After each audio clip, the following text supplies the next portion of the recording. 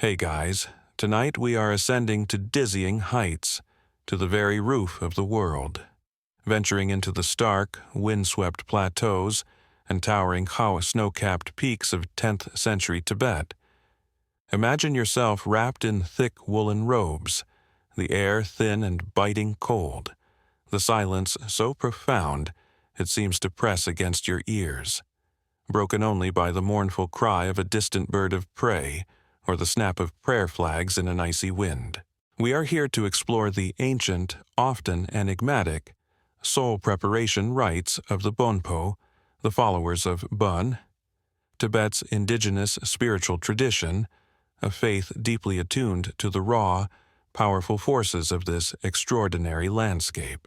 And if you were, say, an unprepared traveler in the 10th century, suddenly finding yourself witnessing a particularly intense Bonpo ritual meant to guide a departing soul through demon-infested astral realms, well, your own soul might feel a sudden, urgent need for a bit of unscheduled preparation itself. It was serious business, this ancient soulcraft. So, before you get comfortable, take a moment to like the video and subscribe, but only if you genuinely enjoy what I do here. And please, do let me know in the comments where you're listening from this evening, and what time it is in your corner of the world. It's always a quiet thrill to see how far these nocturnal narratives travel. Now, dim the lights. Maybe turn on a fan for that soft background hum, and let's ease into tonight's journey together. The air you breathe is thin, sharp, carrying the scent of juniper incense, yak butter, and the vast, cold emptiness of the high Tibetan plateau. You are surrounded by a landscape of breathtaking, almost brutal, beauty. Immense, snow-covered mountains pierce a sky so clear and blue it feels impossibly close, yet infinitely distant. This is 10th century Tibet, a land steeped in ancient traditions, a place where the spiritual world was not an abstract concept, but a tangible, ever-present reality, as real and as formidable as the mountains themselves. A mainstream historical fact is that the 10th century in Tibet was part of what's often called the era of fragmentation, a period following the collapse of the Great Tibetan Empire, where political power was decentralized, but religious and cultural traditions, including those of Bön, continued to evolve and hold significant sway, even as Buddhism was slowly re-establishing its presence after an earlier introduction. Tonight, our focus is on Bön, or Bonpo beliefs and practices as they might have existed in this pivotal era. Understanding Bön is a complex affair. It's an ancient tradition with a history stretching back perhaps thousands of years, long before Buddhism arrived in Tibet. It's a rich tapestry of shamanistic practices, animistic reverence for nature, sophisticated philosophical doctrines, and intricate ritual systems, all deeply attuned to the unique environment of the Tibetan highlands. The precise historical relationship and degree of syncretism between Bön and early Tibetan Buddhism in the 10th century, particularly regarding shared deities or ritual practices, remains a complex and fascinating area of ongoing scholarly research. But what is clear is that Bön offered its adherents a profound understanding of the cosmos, the human condition, and crucially for our journey tonight, the intricate pathways of the soul, especially its journey after death. For the Bonpo, the soul wasn't a simple, singular entity. It was often seen as multifaceted, comprising different aspects or life forces, like the La Vital essence or soul principle, the Why mind or consciousness, and the Sem, the ordinary thinking mind. Each of these had its own nature, its own vulnerabilities, and its own destiny after the body's demise, and ensuring a safe, auspicious passage for these soul components through the treacherous landscapes of death and into a favorable rebirth or a peaceful afterlife was of paramount importance. This wasn't just about saying a few nice words over a grave. This was high-stakes spiritual navigation, requiring specialized knowledge, precise ritual action, and often the intervention of skilled Bonpo priests or ritual practitioners known as Shen. So, as you find yourself in a small, perhaps nomadic, Bonpo community nestled in a high mountain valley, or near a solitary monastery clinging to a cliffside, you begin to sense the profound seriousness with which they approached matters of life, death, and the soul. The wind that whips across these plateaus seems to carry whispers of ancient spirits, spirits of the mountains, the lakes, the sky, local deities, and, of course, the ancestors. A quirky Bonpo belief, or one found in broader Tibetan folk religion, often involves the idea that specific mountains are the dwelling places of powerful deities or protector spirits, yulla, or local gods, who need to be regularly appeased with offerings and respect to ensure the well-being of the community and its herds. Disrespecting one of these mountain gods, that's like poking a very large, very ancient, and very easily offended celestial bear. Probably best to keep on their good side. The very air here feels charged, thin and pure, making the boundary between the visible world and the unseen spirit realms seem almost non-existent. It is in this awe-inspiring, challenging environment that the Bonpo developed their intricate rites for preparing the soul, rites designed to protect it from malevolent forces, to guide it through perilous intermediate states, to ransom it from karmic debts, and ultimately to ensure its safe passage to a luminous realm beyond suffering. These weren't just comforting rituals. They were seen as essential spiritual technologies, as vital for the soul's well-being as food and shelter were for the body's. As we begin to explore these ancient practices, imagine the flickering light of butter lamps in a dimly lit tent or a stone chamber, the deep, resonant chanting of the Shen, the pungent aroma of incense, the intricate diagrams or mandalas perhaps laid out to map the soul's journey. You are about to witness a profound engagement with the mysteries of life and death, a tradition that sought to navigate the ultimate unknown with courage, wisdom, and a deep, abiding faith in the power of ritual to shape destiny. The high peaks of Tibet are not just a physical landscape, they are a spiritual one, and the flight of the Bonpo soul, guided by ancient rites, is our destination tonight. The high peaks of Tibet are not just a physical landscape, they are a spiritual one, and the flight of the Bonpo soul, guided by ancient rites, is our destination tonight. But to truly begin to grasp the unique nature of these Bonpo soul preparation rites, you first need to feel the profound, shaping influence of the land itself. Imagine yourself standing on the vast, windswept Tibetan plateau, the roof of the world, a place where the earth meets the sky in the most dramatic and awe-inspiring fashion.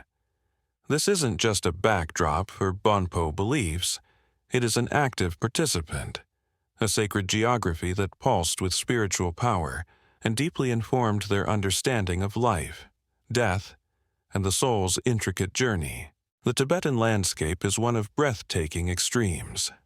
You're surrounded by towering, snow-capped mountain ranges, the Himalayas, the Kunlun, the Transhimalaya, their peaks scraping a sky that seems impossibly vast and intensely blue. Between these colossal ranges lie high-altitude deserts, windswept steppes, and fertile river valleys carved by ancient glaciers and rushing torrents. A mainstream historical fact is that the Tibetan Plateau is the highest and largest plateau in the world, with an average elevation exceeding 4,500 meters, or nearly 15,000 feet. The air here is thin, crystalline, and often bitingly cold. Life is tenacious, clinging to existence in a harsh, often unforgiving environment. It's the kind of place that makes you feel very small, very mortal, and very, very aware of the immense, raw power of nature. Not exactly your average Sunday picnic spot, Unless your idea of a picnic involves potential altitude sickness and a strong chance of being spiritually humbled by a mountain god, this awe-inspiring, sometimes terrifying, landscape was the crucible in which Bonpo spirituality was forged. For the ancient Tibetans, these were not inert geographical features. The great mountains were seen as sacred pillars of the cosmos, the dwelling places of powerful deities, protector spirits Yulha or Sabdag, and ancestral guardians. Each significant peak, each hidden valley, each shimmering turquoise lake, possessed its own unique spiritual essence, its own law or vital force. To live in harmony with this sacred landscape, to appease its myriad spirits, was essential for survival and well-being. You didn't just climb a mountain for the view, you approached it with reverence, perhaps making offerings, acutely aware that you were treading on holy ground. It's like every mountain range was a giant, slumbering deity, and you really, really didn't want to accidentally step on its toes. The degree to which specific Bonpo cosmological ideas and afterlife narratives were directly shaped by the Tibetan physical environment, versus being influenced by older, perhaps more widespread Central Asian shamanistic traditions is a complex question that scholars of comparative religion continue to explore, but the resonance is undeniable. The sheer verticality of the landscape, the way mountains seem to connect the earth to the heavens, would naturally inform ideas about the soul's ascent after death, its journey towards higher, purer realms. The vast, open skies, with their intense clarity and brilliant stars at night, could be envisioned as the ultimate destination, or at least a significant pathway for the liberated spirit. The harshness of the environment, where life was often precarious and death a constant, familiar presence, would also profoundly shape beliefs about the soul and its afterlife. The fragility of physical existence would lend an urgency to the need for spiritual preparation, for rites that could ensure the soul's safe passage beyond the trials of this world. The Bonpo understanding of the afterlife, often involving a perilous journey through intermediate states, encountering both benevolent guides and wrathful demonic forces, seems to echo the very real dangers and challenges of navigating the physical Tibetan landscape itself. It's as if the soul's journey after death was a spiritual mirror of a treacherous mountain pass or a desolate, wind-swept plain. Watch out for that chasm of despair, Sonam, and don't forget your spiritual crampons for the glacier of karmic debt. The elemental forces were also personified and revered. The fierce winds that sweep across the plateaus were not just weather. They were the breath of spirits, the brilliant, often blinding. Sunlight held a divine power. The life-giving water of springs and rivers, emerging from the sacred mountains, was imbued with sanctity. Even the very stones and rocks could be seen as possessing a kind of consciousness. This deep animism, this belief in a world alive with spirits, meant that every interaction with the environment was also a spiritual interaction. A quirky tidbit from Tibetan folk belief, which may have ancient Bonpo roots, is the practice of constructing small cairns of stones, lards, or libations on mountain passes or other significant locations. These are often adorned with prayer flags and are seen as offerings to local deities or as markers of sacred space, a way of acknowledging and honoring the spirit of the place. It's a simple, tangible expression of this deep connection between people, landscape, and the unseen world. The sheer isolation and vastness of the Tibetan plateau would also contribute to a certain kind of spiritual sensibility, perhaps a tendency towards introspection, a focus on the inner journey, and an appreciation for the power of silence and solitude. In such a landscape, under such an immense sky, you are constantly reminded of your own smallness in the face of the cosmos, a perspective that can be both humbling and spiritually expansive. So, as you stand on this imaginary windswept pass, the prayer flags snapping around you, the icy peaks gleaming in the distance, you begin to understand that Bonpo spirituality, with its intricate soul preparation rites, cannot be separated from this land of snows. The landscape itself is a sacred text, its mountains, rivers, and skies alive with meaning, constantly informing the Bonpo understanding of life, death, and the soul's ultimate high-altitude flight. The very air you breathe seems to whisper of ancient gods and the enduring power of this sacred, formidable terrain. The landscape itself is a sacred text, its mountains, rivers, and skies alive with meaning, constantly informing the Bonpo understanding of life, death, and the soul's ultimate high-altitude flight. The very air you breathe seems to whisper of ancient gods and the enduring power of this sacred, formidable terrain.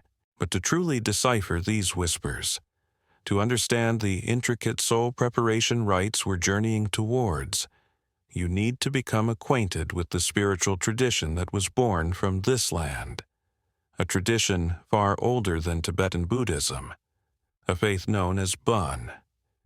You're now stepping back even further, before the widespread arrival of the Dharma from India, to learn about Bon as Tibet's indigenous spiritual worldview, its unique cosmology, and its vision of a world teeming with spirits. The historical origins and early development of Bon, and its precise relationship with the pre-Buddhist folk religions of Tibet versus its later systematization and interaction with Buddhism, remain one of the most complex and debated areas in Tibetan studies. For centuries, Western scholarship, often influenced by Buddhist polemics, tended to view Bon as a kind of disorganized shamanism or even a perversion of Buddhist teachings. But modern research, and the living Bonpo tradition itself, reveals a far more ancient, sophisticated, and distinct spiritual heritage. In the 10th century, the period we are focusing on, Bon was very much a living, breathing force, its roots sunk deep into the Tibetan soil, its branches reaching towards the celestial and chthonic realms. It wasn't just what came before Buddhism, it was a complete spiritual universe in its own right. Think of it as the original Tibetan operating system, with its own unique apps for navigating life, death, and everything in between, before a major system update Buddhism began to roll out, leading to some interesting compatibility issues and eventual feature sharing.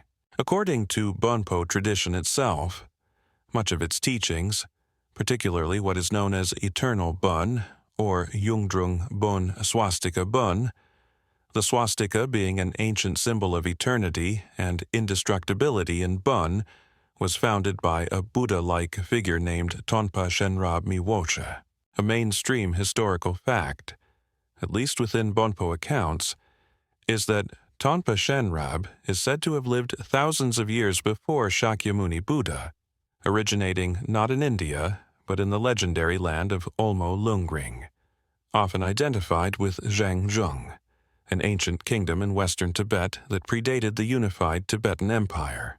While the historical details of Tonpa Shenrab are a matter for deep scholarly inquiry, his figure as the enlightened teacher who brought the salvific teachings of Bon to humanity is central to Bonpo identity. Bon cosmology, in its many forms, often describes a universe structured in multiple realms or layers. You might hear of a tripartite division, a celestial realm of gods and light law, an earthly realm inhabited by humans, and various powerful nature spirits, Nayan and Sadak, spirits of mountains, earth, and locality, and an underworld realm of subterranean spirits or water spirits, Lu or Nagas. Sacred mountains, as we've noted, often acted as cosmic pillars, connecting these realms. The world was not an empty stage for human drama. It was a densely populated spiritual ecosystem, and humanity's well-being depended on maintaining a harmonious relationship with all its myriad inhabitants, seen and unseen, It's like living in a very crowded apartment building where your upstairs neighbors are gods, your downstairs neighbors are possibly serpent spirits, and the landlord of your particular floor is a grumpy mountain deity. You learn to be very careful about noise complaints and always pay your spiritual rent on time. The Bonpo view of the spirit world was incredibly rich and detailed. Beyond the high celestial deities, there were countless local spirits. Every mountain, every lake, every river, every significant rock or tree could have its own guardian spirit, its own personality, its own needs and demands. These weren't necessarily good or evil in a simple sense. They were powerful natural forces that could be benevolent if respected and appeased, or dangerous if offended. A quirky tidbit is the sheer variety and specificity of these local spirits in Tibetan folk religion, many of which have Bonpo roots. There might be a spirit for every valley, every pass, every spring. Keeping all these local potentates happy would have been a full-time job for the community and its ritual specialists. Right, did we leave an offering for the spirit of slightly annoying drafts by the northern window? Don't want him getting upset again. Ancestral spirits also played a crucial role. Much like in many other indigenous traditions, they were seen as continuing to influence the lives of their descendants, offering protection or causing trouble depending on how they were remembered and honored. This worldview, where every aspect of the natural world is imbued with spirit and power, directly informed Bonpo ritual life. Rituals were not just about abstract worship.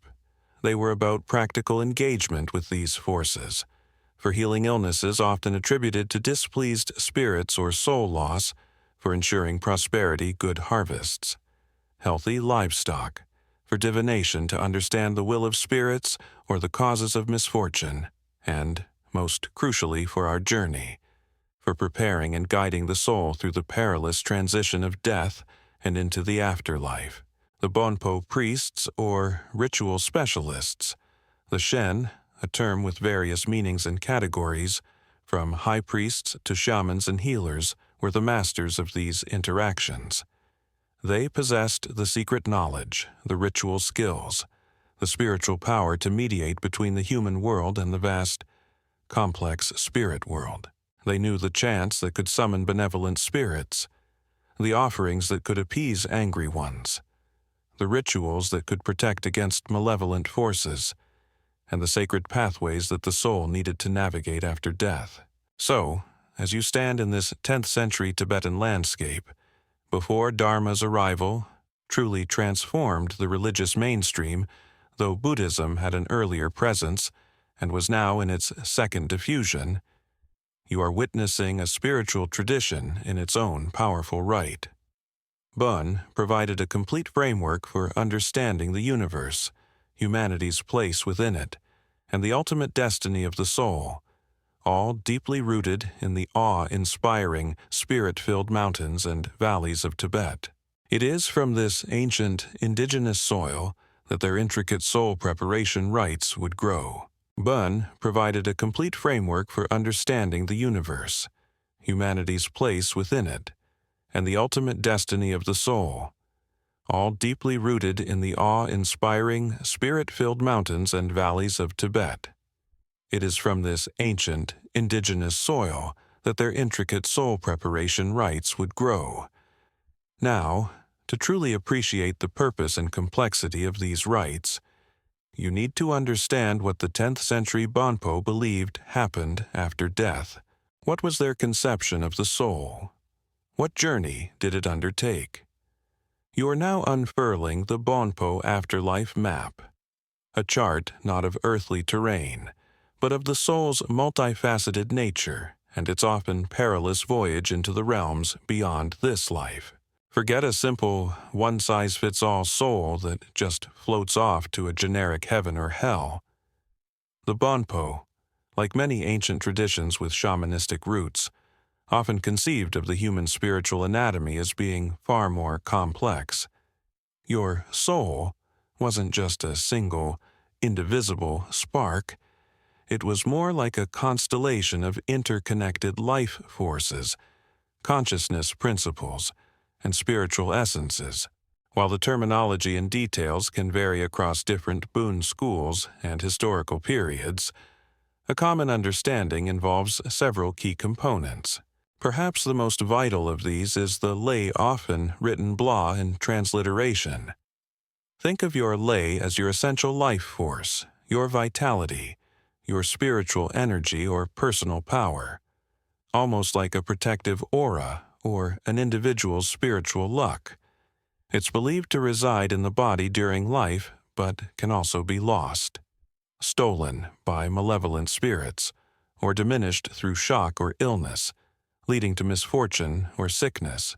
Much of Bonpo ritual, even for the living, was concerned with protecting, strengthening, or retrieving a weakened law. After death, the fate of this law was of paramount importance, as it was often this essence that embarked on the most significant part of the afterlife journey. It's like your spiritual battery pack.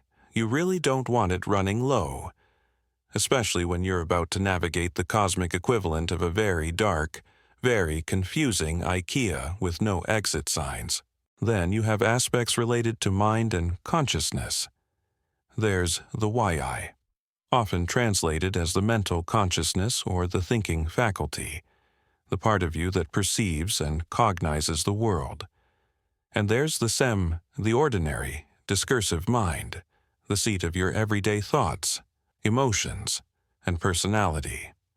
The precise relationship and individual destinies of these components after death are complex and can vary in different Bonpo teachings.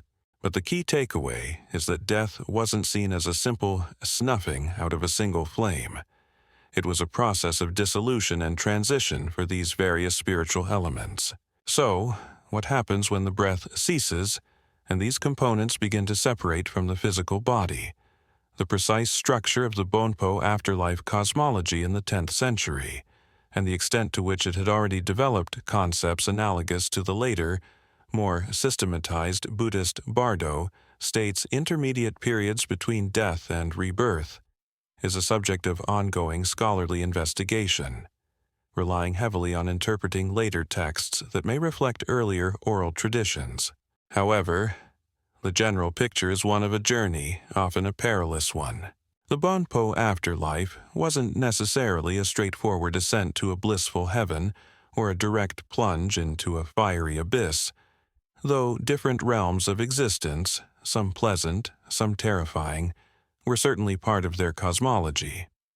More often, the period immediately following death was seen as a critical, disorienting, and vulnerable time for the soul, or its various components. It had to navigate unfamiliar landscapes, encounter a host of spiritual beings, some helpful, some decidedly not, and perhaps face a form of judgment or a reckoning of its past deeds. A mainstream historical fact is that many Central Asian shamanistic traditions, which likely influenced early Bön, feature complex soul journeys to other worlds, often guided by the shaman, involving overcoming obstacles and appeasing spirits. This model of a challenging spirit journey is very much present in Bön. Imagine your law, now disembodied, finding itself in a bewildering intermediate state. The familiar anchors of your physical senses are gone. You might encounter dazzling lights, terrifying sounds, alluring illusions created by your own past karma, or by mischievous or malevolent spirits seeking to lead you astray. There could be confusing pathways, dead ends, and encounters with fierce guardians of different realms. It's a spiritual obstacle course, and the stakes are incredibly high. Your next rebirth, or your ultimate fate, hangs in the balance. This isn't the time to realize you forgot your spiritual map, or that your Bonpo priest is on his annual yak butter sculpting retreat. The Bonpo worldview was, as we've seen, densely populated with spirits, and in the afterlife, you'd be meeting many of them, up close and personal. There would be benevolent deities and ancestral spirits offering guidance and protection, if you knew how to recognize and invoke them. But there would also be a host of potentially hostile forces demons, hungry ghosts, nature spirits angered by past human transgressions, all seeking to ensnare or harm the vulnerable, disoriented soul. A quirky tidbit from some Bonpo texts describes specific demon kings, or lords of death, who preside over certain unfortunate realms or who act as accusers of the soul. Navigating these encounters required not just personal virtue, but also the powerful ritual support provided by the living, particularly through the expertise of the Shen priests. The ultimate destination of the soul in Bön could vary. There was the possibility of favorable rebirth in a higher realm, perhaps even as a human with better spiritual opportunities. There was also the terrifying prospect of rebirth in lower, suffering realms, and for the most advanced practitioners, those who had followed the highest Bonpo teachings, there was the goal of complete liberation, an attainment of an enlightened, perhaps even Buddhic, state beyond the cycle of suffering and rebirth. A concept that shows the complex interplay and shared aspirations that eventually developed between Bön and Tibetan Buddhism. This Bonpo afterlife map, then, was one of dynamic movement, of crucial choices, of perilous encounters, and of ultimate consequences. It was a journey for which one needed to be meticulously prepared, not just through a virtuous life, but through specific knowledge and powerful rituals designed to protect, guide, and empower the soul as it navigated the awe-inspiring and often terrifying landscapes beyond death. And it is these very preparation rites that we will begin to explore next. This Bonpo afterlife map, then, was one of dynamic movement, of crucial choices, of perilous encounters, and of ultimate consequences. It was a journey for which one needed to be meticulously prepared, not just through a virtuous life, but through specific knowledge and powerful rituals designed to protect, guide, and empower the soul as it navigated the awe-inspiring and often terrifying landscapes beyond death. And it is these very preparation rites that we will begin to explore next, starting not in the shadowy realms of the afterlife, but right here in the world of the living, at that most profound and inevitable transition, the moment of death itself. You're now witnessing the Bonpo rituals performed as a person approached life's last breaths, ceremonies designed to ease the soul's departure and set it on the correct path for its onward flight. In many traditional cultures, and Bonpo Tibet was certainly no exception, the manner of one's dying was considered profoundly important, significantly impacting the soul's subsequent journey.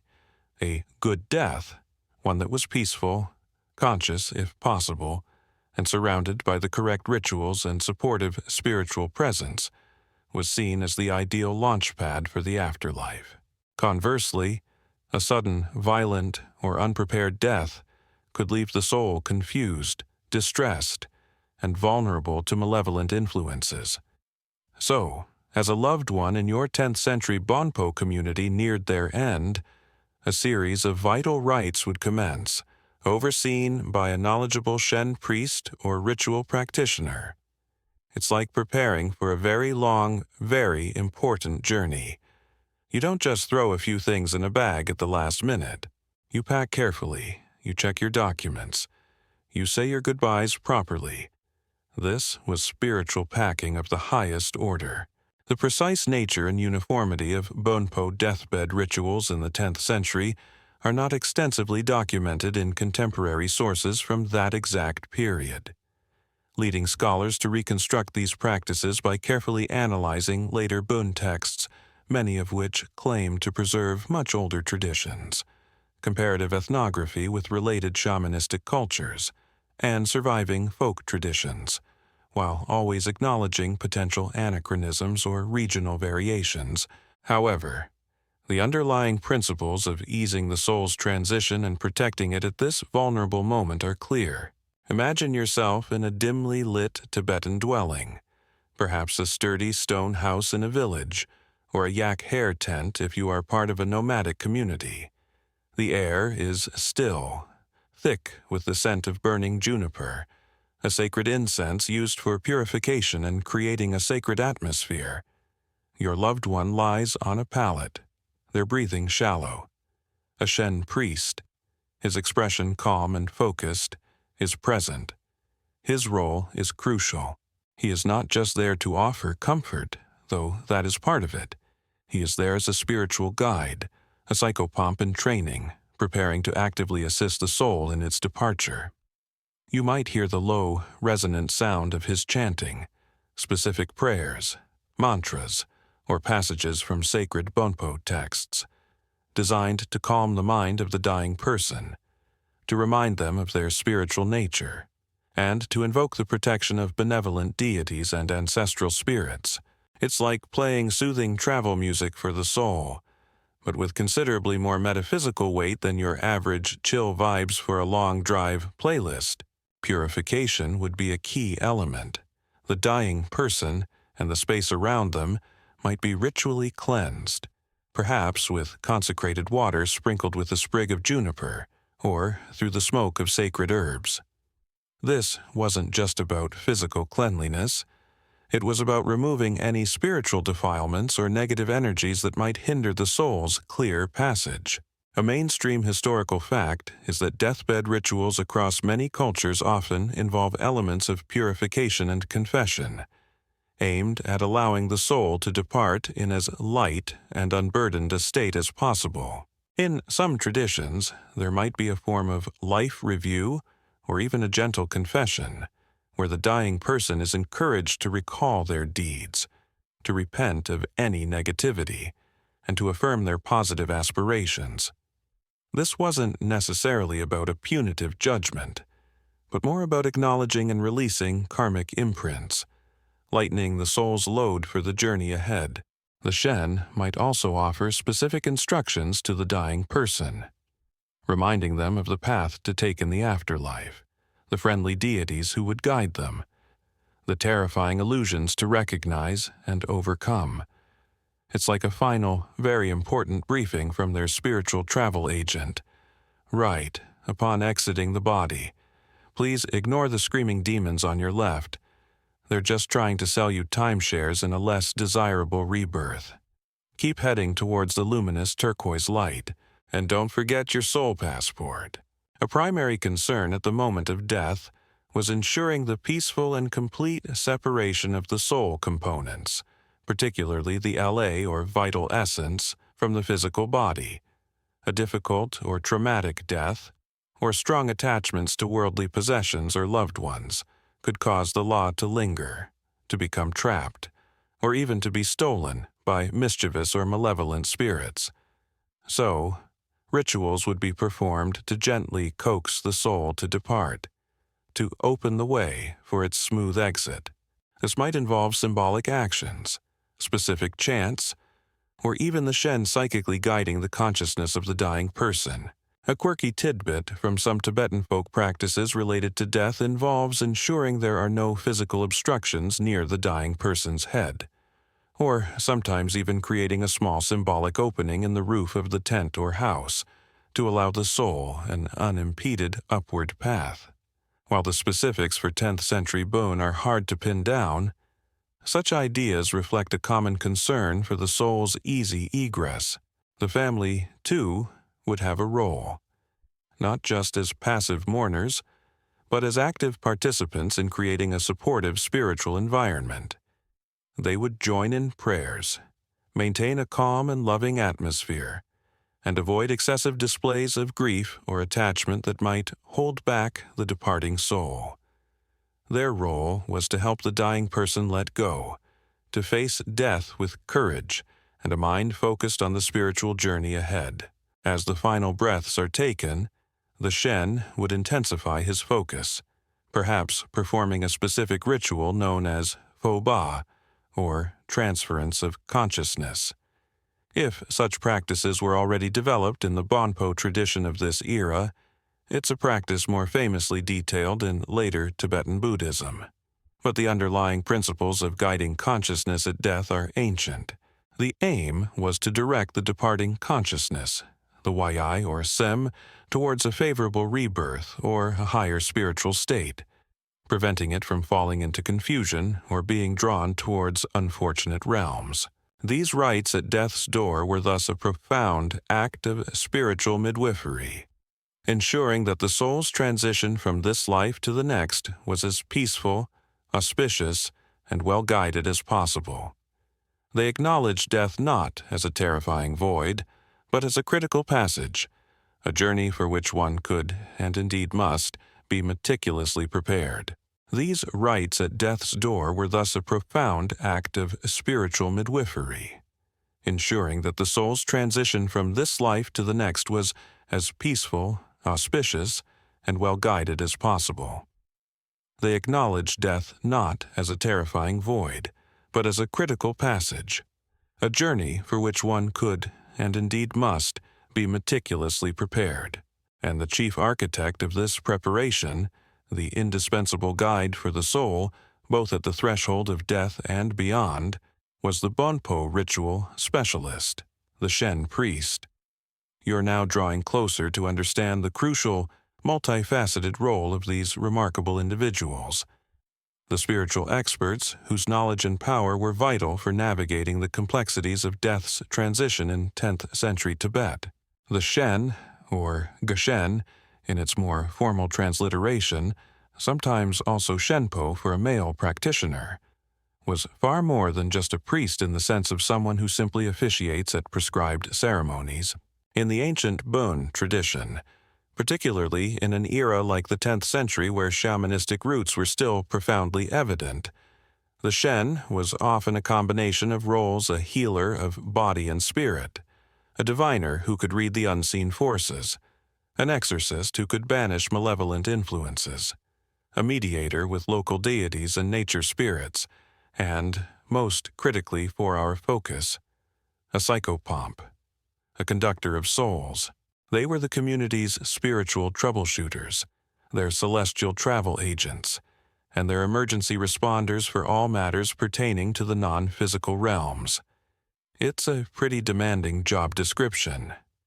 Must be proficient in chanting, demon wrangling, soul retrieval, and advanced afterlife navigation. Own ritual drum a plus. Ability to look imposing in a feathered headdress highly desirable. Becoming a Shen was no casual undertaking. It involved years, often a lifetime, of rigorous training, usually under the tutelage of an established master. This training would involve the memorization of vast amounts of oral lore, sacred texts if written. Bon texts were already developing or accessible to their lineage in the 10th century. Complex ritual procedures, genealogies of spirits and deities, and the intricate maps of the afterlife we touched upon. They would also cultivate their own spiritual power, their ability to enter trance states, to communicate with spirits, and to wield ritual implements with efficacy. A mainstream historical fact is that shamanistic figures in many Central Asian and Siberian cultures, which share some historical and cultural connections with early Tibetan Bon, often undergo intense initiatory experiences and rigorous training to gain their powers as intermediaries with the spirit world. The Bonpo Shen would have been part of this ancient lineage of spiritual specialists. Once a death occurred in the community, the Shen's role became paramount. While they assisted the dying, as we saw, their work intensified significantly after the last breath was taken. The soul, or its various components like the La and the Yi, was now considered to be in a highly vulnerable, disoriented state, susceptible to being ensnared by malevolent demons or lost in the confusing byways of the intermediate realms. The Shen's first task was often to perform further purification rites around the deceased and the household, to create a sacred, protected space, and to prevent any lingering negative energies or hungry spirits from causing further trouble. They might also perform divinations to understand the spiritual circumstances surrounding the death. Was it a timely death, or was it caused by some imbalance, some spiritual offense, or the attack of a specific demonic entity? The answer to this could influence the specific funerary rites required.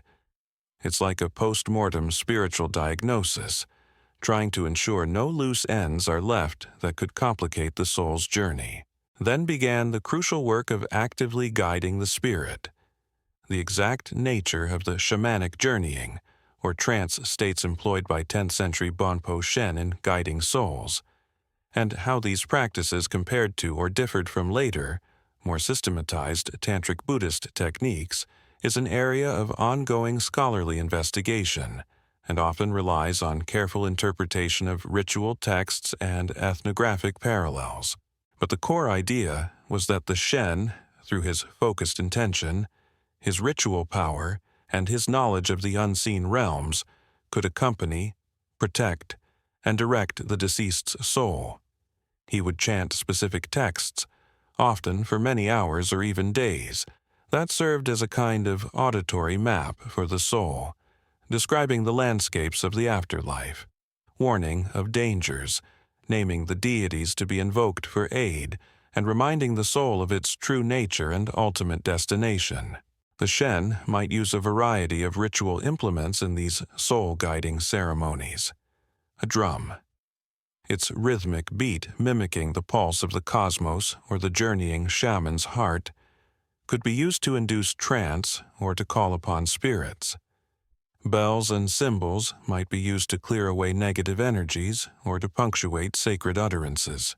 A quirky tidbit is the use of a furba or ritual dagger in some Tibetan traditions, though its prominence is more associated with later Tantric Buddhism. Similar ritual implements for subduing negative forces likely existed in earlier Bon. While not used to harm the soul, such an implement could symbolically clear its path of demonic obstacles.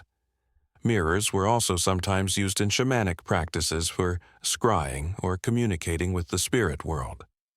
The Shen acted as the soul's advocate, its protector, its travel agent to the beyond.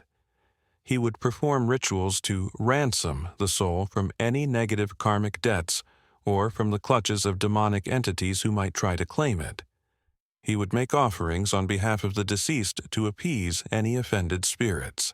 And, crucially, he would work to ensure that the lei, that vital life essence, did not become lost or fragmented, but was safely guided towards its next appropriate destination, whether that was a favorable rebirth or a higher, more liberated state.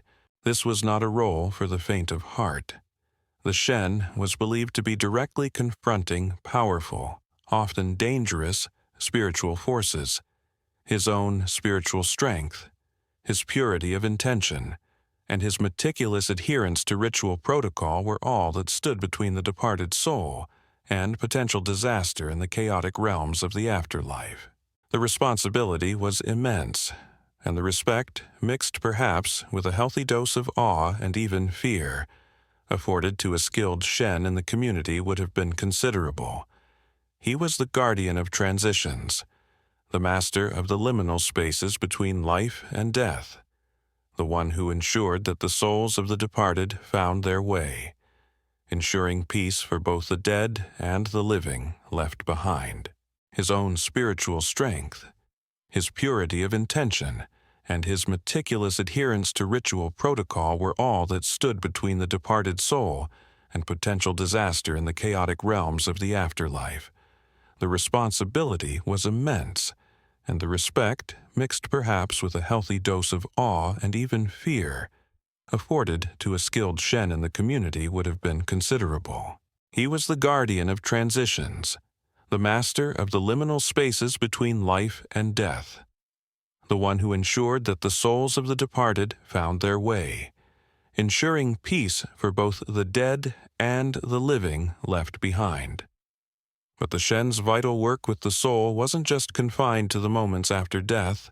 A crucial aspect of Bonpo soul preparation, and indeed of maintaining well-being in life, involved ensuring that the soul, particularly that vital life force known as the law, remained whole, present, and securely anchored within the individual. You're now about to witness one of their most fascinating and important practices, the soul calling or soul retrieval rites, ceremonies designed to call back and restore this essential life force. Remember how we touched upon the Bonpo concept of the multifaceted soul. That vital essence, the lablo, was considered particularly important for a person's health, vitality, prosperity, and general good fortune. It was like your personal spiritual energy field, your inner radiance. But the LA was also considered somewhat flighty. It could become weakened, damaged, fragmented, or even lost or stolen. A sudden shock or fright, a serious illness, a period of intense grief or despair, the malevolent influence of certain spirits or sorcerers, or even just the soul wandering too far during dreams. All these could cause a person's lay to become detached or diminished. And when your law was in a bad way, you were in trouble. Symptoms of lay loss might include chronic illness, persistent misfortune, deep depression, listlessness, or a general sense of being ungrounded and vulnerable. It's like your spiritual Wi-Fi signal has dropped to 1 bar, and you're constantly buffering. This is where the Shen priest, in his role as a spiritual healer, would step in to perform a la gugs, bla gugs, or la guk ceremony, literally hooking the law or calling back the law. This was a vital ritual, undertaken with great seriousness, as restoring a person's law could mean the difference between sickness and health, despair and vitality, and in some cases, even life and death. A mainstream historical fact is that the concept of soul loss as a primary cause of illness and misfortune, and soul retrieval by a shaman or spiritual specialist as a core healing practice, is incredibly widespread in shamanistic cultures across the globe, from Siberia to Southeast Asia to the Americas. The Bonpo la Gug's rites fit perfectly within this ancient global understanding of spiritual well-being. So, imagine you are present at such a ceremony in a 10th century Tibetan household. Someone is ill, listless, their inner light dimmed. The family, deeply concerned, has called for a Shen. The atmosphere is one of focused intensity, of hope mixed with anxiety. The Shen begins his preparations, creating a sacred space, perhaps with a small altar, offerings, and the flickering light of butter lamps. He might be wearing specific ritual attire, his expression one of deep concentration. The precise shamanistic techniques employed by 10th century Bonpo Shen for soul retrieval, and the extent to which these early practices are directly reflected in the more codified lay gugs rituals found in later Bonpo textual traditions, are areas where scholars often rely on careful textual criticism and comparative ethnology. But the core elements likely involved powerful chanting, invocations, and symbolic actions. The Shen would begin by chanting, his voice a deep, resonant hum, calling out to the lost or scattered law, inviting it, persuading it, sometimes even commanding it, to return. These chants would be rich in poetic imagery, perhaps describing beautiful, peaceful places to entice the soul back, or invoking powerful deities and protector spirits to assist in its retrieval. He might use specific ritual implements. A common one in later, and likely earlier, soul-calling rituals is the Dedar MD Drha, an arrow adorned with colored silk ribbons, often representing the 5 elements or 5 wisdoms and sometimes a small mirror. The arrow acts as a kind of spiritual hook or conduit, an antenna to attract and guide the wandering law. The mirror might be used to catch the reflection of the returning soul, to make its presence tangible. Sometimes, a specific vessel, a small bowl or a special container, might be used as a temporary resting place for the recalled LA before it was ritually reintegrated with the person. It's like setting out a very attractive, very spiritually sound bird feeder to tempt your lost soul canary back home. Come on, little La, we've got your favorite spiritual snacks and some lovely silk ribbons. In some traditions, the Shen might enter a trance state, undertaking a shamanic journey into the spirit world to actively search for the lost law. He would navigate perilous landscapes, confront any malevolent spirits or sorcerers who might be holding the soul captive, and then carefully guide it back to the waiting patient. This journey would be narrated through his chants, his drumming, his movements, a dramatic performance for those witnessing the ritual. A quirky Bonpo belief, or one found in related Tibetan folklore, might detail specific places where a lost law tends to wander, perhaps to beautiful, illusory gardens created by spirits, or to dark, confusing realms if it was stolen by demons, or even to the places frequented by the person's deceased ancestors. The Shen would need to know these spiritual geographies to effectively track it down. Once the allay was believed to have been successfully recalled, perhaps its presence signaled by a subtle change in the patient, a flicker in a butter lamp, or an intuitive knowing by the Shen. Rituals would be performed to seat it firmly back within the person, to strengthen its connection to the body, and to protect it from future loss.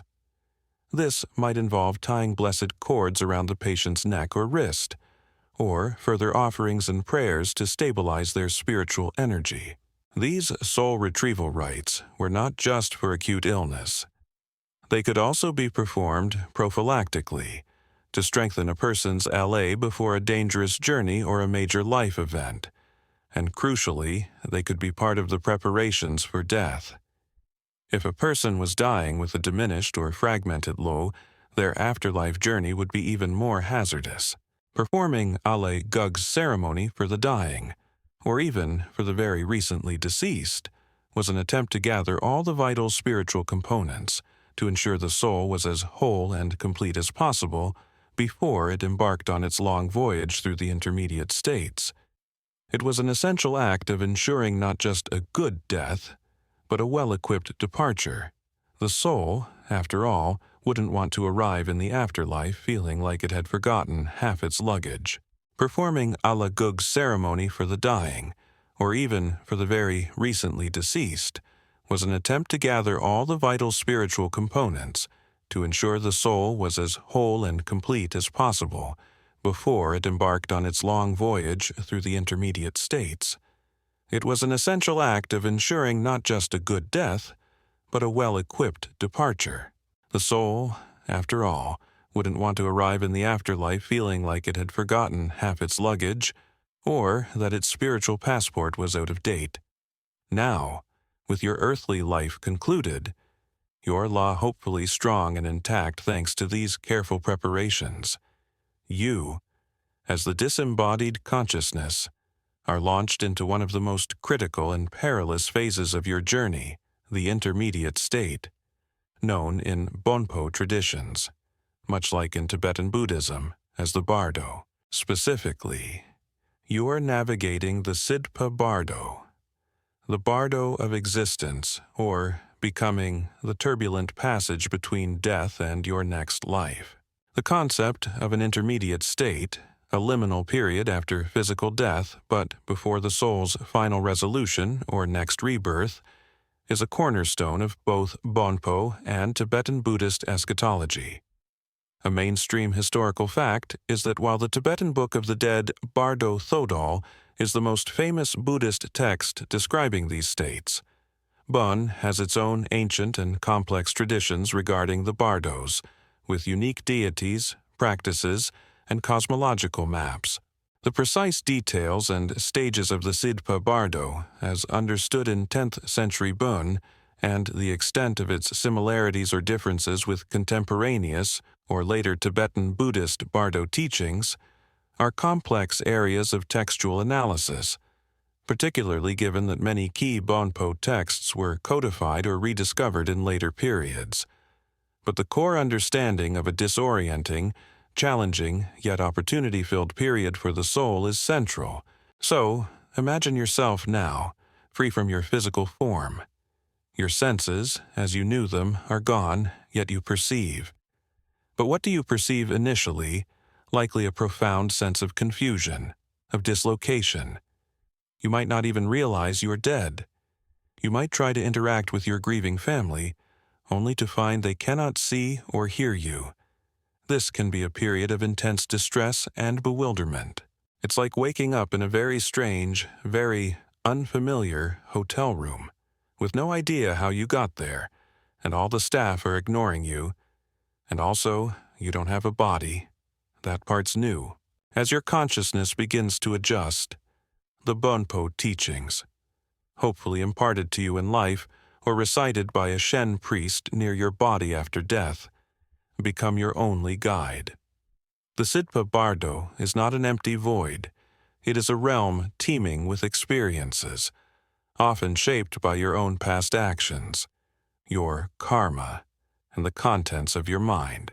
You might begin to encounter dazzling, almost overwhelmingly brilliant lights, perhaps the clear light of reality itself, or the lights associated with different enlightened beings or potential realms of rebirth. There could also be duller, more seductive lights, representing less favorable destinations, which your karmic predispositions might tempt you towards. Choosing which light to follow, or how to react to them, is a critical test. It's like a cosmic game show. Choose the right light, and you win a favorable rebirth. Choose the wrong one.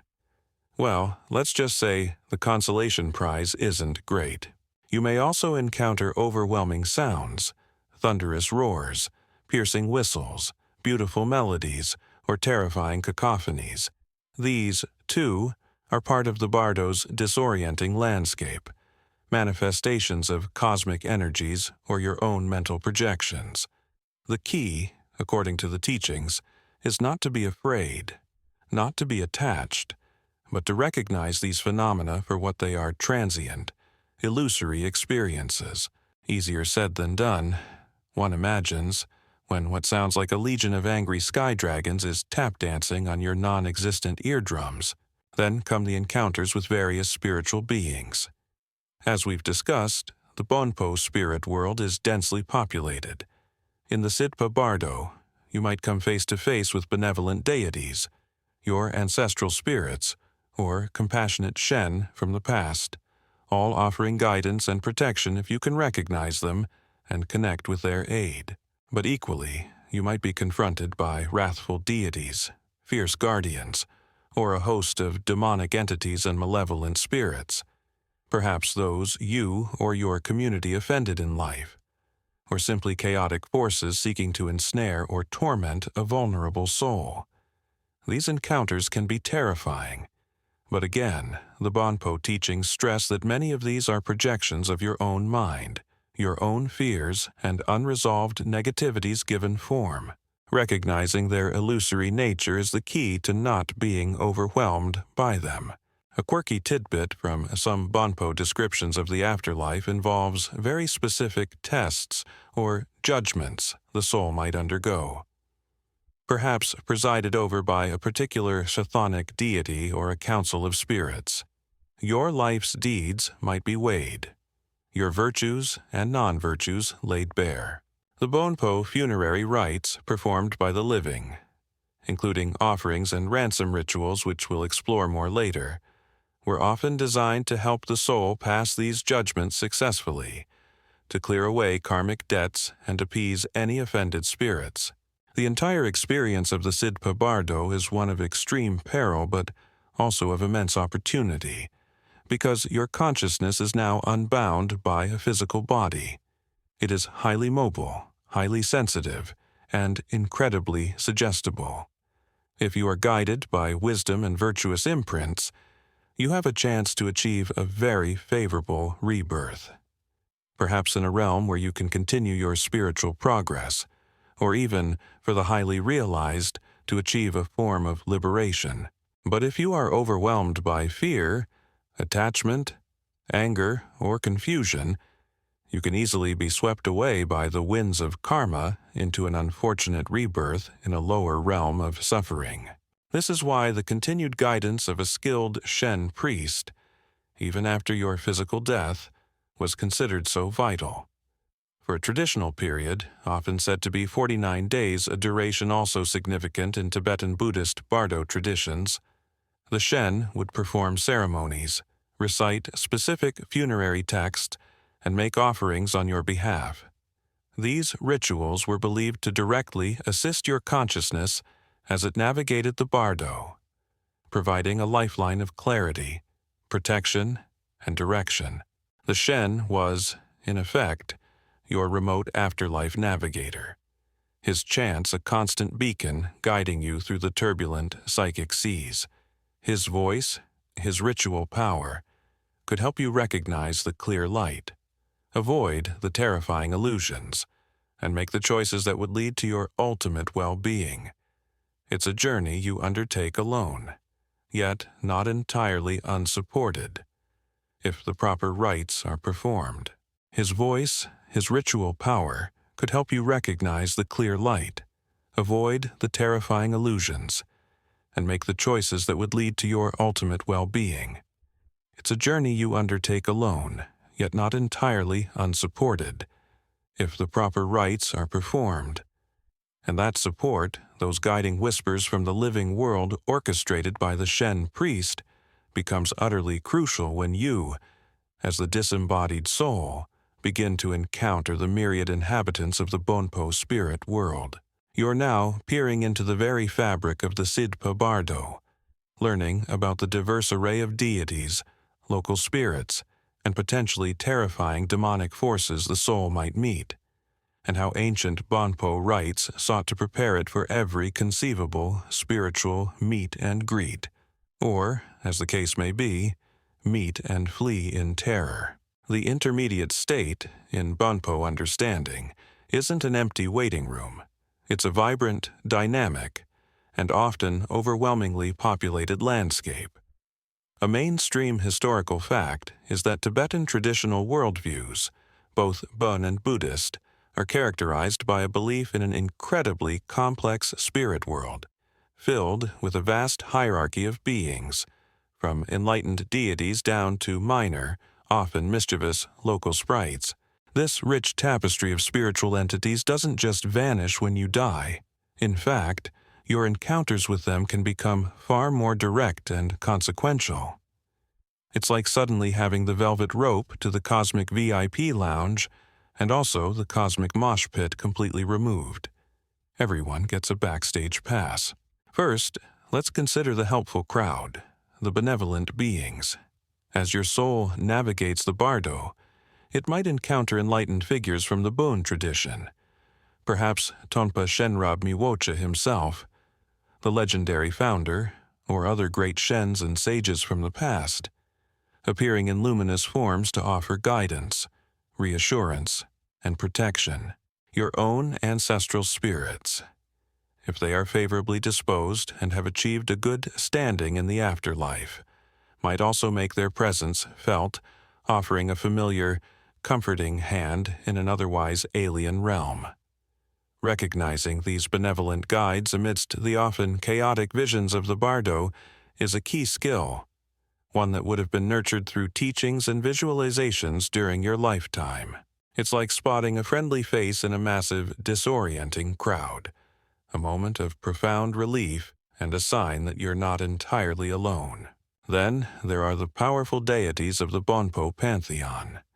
The precise iconography and hierarchy of the Bonpo pantheon of deities, demons, and local spirits in the 10th century, particularly those encountered by the soul in post-mortem states, is a complex field reconstructed from later textual sources, with ongoing research into its pre-Buddhist origins and its interactions with developing Buddhist demonologies. However, you can imagine encountering formidable protector deities, perhaps fierce in appearance but ultimately benevolent to the prepared soul, who can shield you from harm. Or you might perceive the presence of the great celestial gods, the La, or the powerful earth spirits, the Sadak, whose domains you are traversing. The rites performed by the Shen after your death would often include invocations to these specific deities, requesting their aid and safe passage for your soul. But it's not all friendly faces and celestial welcoming committees. The bardo is also fraught with peril, and a significant part of Bonpo soul preparation involved arming the spirit against hostile encounters. You might face a host of demonic forces, often referred to by terms like Dre, a general term for harmful spirits, or demons, or Srinmo, female, cannibalistic demonesses. These aren't necessarily evil in an absolute Manichaean sense. Often they are personifications of negative karmic forces, unresolved negativities from your past lives, or simply hungry, mischievous, or territorially aggressive spirits whose paths you unfortunately cross. They might appear in terrifying, grotesque forms, their voices like thunder, their presence radiating fear and menace. Their aim could be to frighten you, to confuse you, to lead you astray into unfortunate rebirths, or even to capture or devour your vital essence, your law. It's the ultimate spiritual ambush, and you definitely don't want to be caught without your Bonpo equivalent of ghost repellent spray. How did the rites prepare you for these less than pleasant encounters? Firstly, through knowledge and familiarization, the Shen, through teachings and perhaps even ritual dramas, or visual depictions if painted thankas or masks were in use in a recognizably Bön context in the 10th century, would have introduced you to the forms and characteristics of these various spirits, both good and bad. Forewarned is forearmed. If you know what to expect, if you can recognize a particular demon by its charming array of fangs and its delightful aroma of ancient despair, you are less likely to be paralyzed by terror. Secondly, through empowerment, the soul would be equipped with sacred mantras, powerful seed syllables, or specific prayers taught during life or recited by the Shen after death. These sacred sounds were believed to have inherent protective power, capable of subduing hostile spirits or creating a shield of light around the soul. It's like having a spiritual password that gets you past the bouncers of the bardo's less reputable establishments. Thirdly, through the Bonpo understanding of emptiness and illusion, many of these terrifying demonic apparitions were ultimately understood to be projections of the soul's own mind, manifestations of its own fear, anger, and attachment. The highest teaching was to recognize their lack of inherent, independent existence. If you could see them as empty illusions, they would lose their power over you. Of course, telling a terrified soul that the 10-story-tall, fang-dripping demon of utter doom is just in your head is probably easier said than done, but that was the ultimate goal. Oh, hello, Mr. Devourer of Souls. Nice try with the extra eyeballs, but I'm on to your illusory antics. Next, a quirky Bonpo tidbit, or one found in the broader Himalayan shamanistic complex, might involve the Shen using a specific ritual object, like a sacred dagger furba, or a Vajra diamond scepter. Again, more Buddhist, but with possible Bonpo parallels or precursors, not physically, but in a visualized or spiritual sense, to battle demons on behalf of the deceased's soul during his trance journeys, or to empower the soul to do so itself. The rites also involved pacification. Offerings and ransom rituals, which we'll explore more, were performed to appease any spirits who might have a claim on the soul due to past karmic debts or offenses. This was a way of settling accounts, of clearing the path. So, as your soul journeys through the bewildering landscapes of the Sidpa Bardo, it is like an adventurer in a vast, spirit-haunted wilderness. It meets allies, it faces foes. But thanks to the meticulous soul preparation rites of the Bonpo tradition, guided by the skill and spiritual power of the Shen, you are not entirely defenseless. You carry within your consciousness the maps, the passwords, the protective charms, and the profound wisdom needed to navigate these encounters, to distinguish friend from foe, reality from illusion, and to keep moving towards that ultimate goal of liberation or a fortunate rebirth. You carry within your consciousness the maps, the passwords, the protective charms, and the profound wisdom needed to navigate these encounters, to distinguish friend from foe, reality from illusion, and to keep moving towards that ultimate goal of liberation or a fortunate rebirth. But while your soul, as an intrepid post-mortem traveler, is doing its best to follow the Bonpo equivalent of a very complicated spiritual GPS, the living haven't just packed you a metaphorical lunch and waved goodbye. Back in the earthly realm, your family and the Shen priest are still hard at work, performing vital rituals that include a continuous stream of symbolic offerings, all designed to nourish, protect, and actively aid your spirit on its otherworldly journey. You're now observing these poignant efforts, understanding how the tangible gifts of the living were believed to sustain the intangible essence of the departed. In the Bonpo worldview, as in many ancient traditions, death did not sever the connection between the living and the dead, it merely transformed it. The actions of those left behind, particularly the correct performance of funerary rites and ongoing offerings, were considered crucial for the well-being of the departed soul.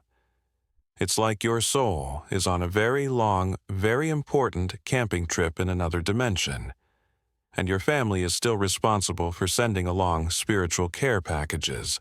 Don't forget to pack extra metaphysical socks for Great Aunt Pima. It gets chilly in the bardo of cold hells.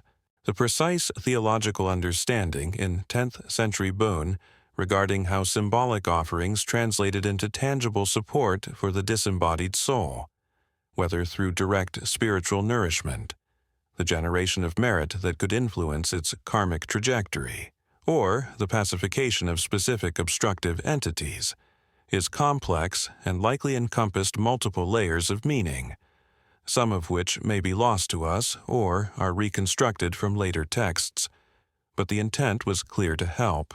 So, what kind of offerings would you, as a spirit, be receiving from afar?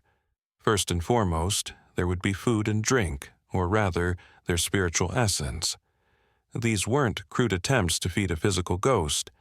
Instead, small portions of staple foods like Sampa roasted barley flour, a Tibetan staple, grains, perhaps some butter, a highly valued commodity from yak milk, or even ritually prepared cakes, would be consecrated by the Shen and offered. Libations of milk, Chang barley beer or a similar traditional brew, or pure water would also be made. The belief was that the subtle essence, the chupkud or vital nourishment of these substances, could be absorbed by the traveling soul, providing it with spiritual sustenance and strength for its arduous journey. It's like sending good vibes, but with a side of metaphysically digestible barley. Perhaps the most visually striking and symbolically potent offering would be light. Imagine numerous butter lamps, chogsme, flickering in the dimness of a shrine room or beside the place where your body once lay. A mainstream historical fact is the profound importance of light offerings in Tibetan spiritual traditions, both Bön and Buddhist. These lamps, fueled by clarified yak butter, their wicks casting a warm, steady glow, symbolize wisdom, the dispelling of ignorance and darkness, and the illumination of the soul's path. Each lamp lit was a beacon for your spirit, a prayer for clarity in the often confusing and terrifying landscapes of the bardo. They were a constant, luminous reminder of the clear light of reality that the soul was striving to recognize and attain. Then there's the pervasive, aromatic presence of incense, particularly the fragrant smoke of burning juniper psang. This wasn't just for making the place smell nice, though that was probably a bonus given the circumstances. Juniper smoke was and still is a powerful purifying agent in Tibetan rituals, believed to cleanse negative energies, appease local spirits and deities, and carry prayers and intentions upwards on its fragrant plumes. As the Biasang smoke curled towards the heavens, it was seen as creating a sacred pathway, a fragrant bridge connecting the earthly realm with the spiritual dimensions your soul was now traversing. This divine smoke signal is brought to you by the Concerned Living, Inc. Please follow for optimal afterlife navigation. Symbolic offerings of clothing or textiles might also be made, perhaps small, specially crafted representations of garments or strips of colored silk or cloth, representing the 5 elements or specific deities would be offered. These could symbolize warmth, protection, or even a kind of spiritual attire for the soul in its new state of being, ensuring it was well equipped and presentable for its encounters in the spirit world. You wouldn't want your soul showing up to meet a powerful underworld deity looking like it just rolled out of a metaphysical bed. A quirky tidbit from some Tibetan funerary customs again, with Bonpo roots often intertwined with folk religion, involves the creation of a temporary effigy, or representation of the deceased, called a shensi or similar, which could be dressed in their clothes and to which offerings were made for a period, acting as a focal point for the soul before its final departure or guidance to its next destination.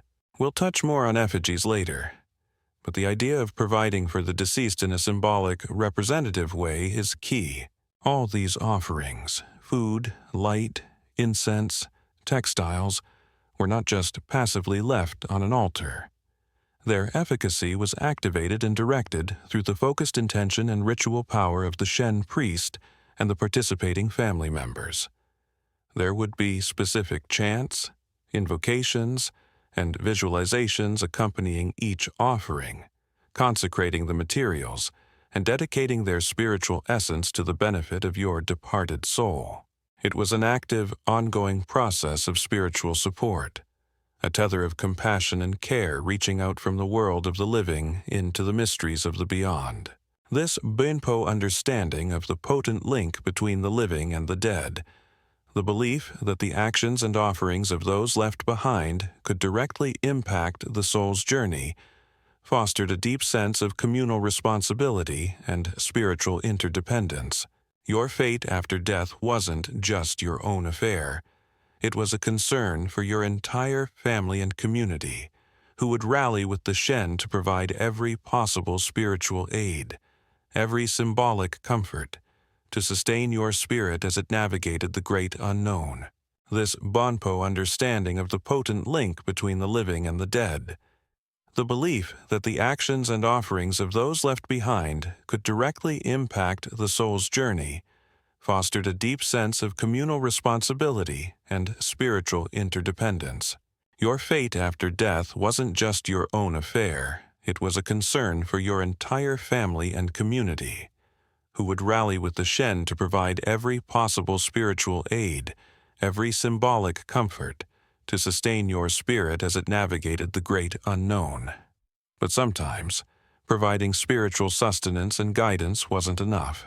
The afterlife, as envisioned by the Bonpo, was, as we've seen, a place teeming with potentially obstructive or malevolent entities.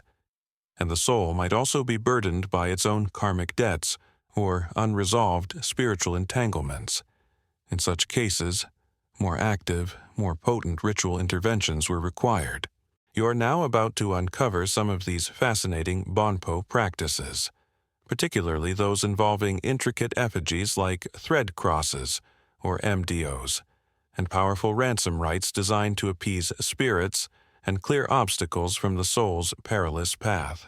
Imagine your departed soul encountering a particularly grumpy, local earth spirit Sadak to whom you, or perhaps your ancestors, had inadvertently caused offense during life. Maybe someone built a hut on his favorite napping spot, or forgot to leave him his annual offering of particularly pungent yak cheese. This disgruntled spirit might now be actively blocking your soul's progress in the bardo, creating terrifying illusions, or generally making your afterlife a misery. Or perhaps your soul is being hounded by a Dre demon, attracted by some past negative action. Simple offerings of light and incense might not cut it with these more persistent or aggrieved entities. This is when the Shen priest would deploy some of Bon's more specialized ritual technologies. One of the most visually distinctive and symbolically rich of these are the mdosmos, often translated as thread crosses or ritual constructions. These are not simple crosses in the Christian sense. A mdos is typically an intricate structure made from 2 or more crossed sticks, upon which colored threads are woven into complex, often geometric patterns. Creating a kind of web or lattice, they can range from relatively simple constructions to incredibly elaborate, multi-tiered edifices adorned with feathers, small effigies, mirrors, and other symbolic objects. A mainstream historical fact is that similar ritual constructions made of thread and sticks are found in various shamanistic and indigenous traditions across Asia and beyond, often functioning as spirit traps, offerings, or diagrams of the cosmos. The Bonpo mdos are a particularly sophisticated expression of this ancient ritual art. So, what was the purpose of these beautiful, complex thread crosses in the context of soul preparation and funerary rites? They were incredibly versatile. A mdos could serve as a kind of spirit trap, designed to lure in and ensnare a specific malevolent entity that was troubling the deceased's soul or harming the living family. Once, the spirit was believed to be caught in the intricate web of threads, which often symbolize the interconnectedness of the cosmos or the pathways of the spirit world. The mdos could then be ritually dismantled or carried away to a distant, desolate place and abandoned, taking the troublesome spirit with it. It's like a very elaborate, spiritually charged bug zapper, but for much more metaphysically challenging pests. Got a pesky poltergeist rattling your yak butter churns? We've got a mdos for that satisfaction, or at least temporary spiritual relocation, guaranteed. Alternatively, a mdos could function as a kind of temporary palace or offering receptacle for a specific deity or benevolent spirit whose help was being invoked to protect or guide the deceased soul. The beautiful patterns and colors would be pleasing to the spirit, inviting its presence and cooperation. Closely related to, and often incorporating, the mdos were ransom rites, known in Tibetan as glud ko, or similar terms. The core principle here is that of substitution. If a soul was being afflicted by a harmful spirit, or if it owed a karmic debt that was obstructing its progress, a glud or ransom effigy could be created to take its place. This effigy might be made of do torma, clay, wood, or even just bundled grass or sticks, and it would be ritually identified with the deceased person or their specific problem. The Shen would then perform ceremonies to transfer the affliction, the negative karma, or the attention of the malevolent spirit onto this effigy. It's like saying to the grumpy spirit, "Look, don't bother Great Aunt Dolma's soul. She's had a long life. Here, take this incredibly detailed dough replica of her instead. It's even got her slightly disapproving expression. You'll hardly know the difference." Once the negativity was successfully transferred, the glud effigy, often placed within or upon a mdos structure that acted as its vehicle or prison, would be ritually disposed of. This was a crucial step. It might be carried in a specific direction associated with the afflicting spirit, and then cast away at a crossroads, a liminal space where spirits were thought to congregate, thrown into a river to be carried away, or left in a desolate, uninhabited spot, effectively banishing the problem. The precise origins of the complex mdos rituals in Bön, whether they are entirely indigenous Tibetan developments, or show influences from Central Asian, Indian, or even Chinese ritual practices, continue to be explored by scholars of Bonpo art and religious history. But their importance in both healing rites for the living and funerary rites for the dead is well attested in Bonpo textual traditions and ongoing practices, A quirky tidbit is the incredible artistry and symbolic detail that can go into the creation of a mdos. Specific colors of thread represent different elements, directions, or deities, the way the threads are woven, the knots tied, the objects attached, all carry precise meanings known to the Shen. Some mdos can look like fantastical, multidimensional spirit castles or intricate cosmic diagrams. They are ephemeral art forms, created for a specific ritual purpose and then often dismantled or discarded, their beauty and power serving a temporary but vital function.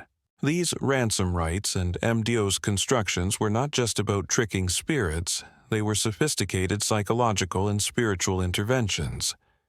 They provided a tangible way for the living to actively participate in clearing obstacles for the deceased, to feel they were doing something concrete to help the soul on its journey. And for the soul itself, these rites, performed by a skilled Shen who understood the intricate dynamics of the spirit world, were believed to offer genuine release from spiritual entanglements, allowing it to proceed more freely towards a favorable rebirth or liberation.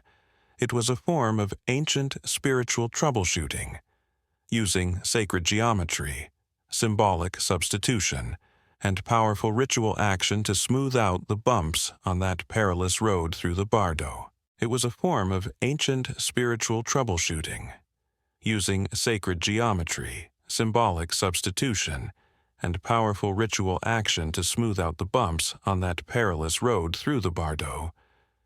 But while these intricate rites addressed the soul's ethereal journey and its encounters in the spirit world, there remained the very tangible, earthly matter of the physical body left behind.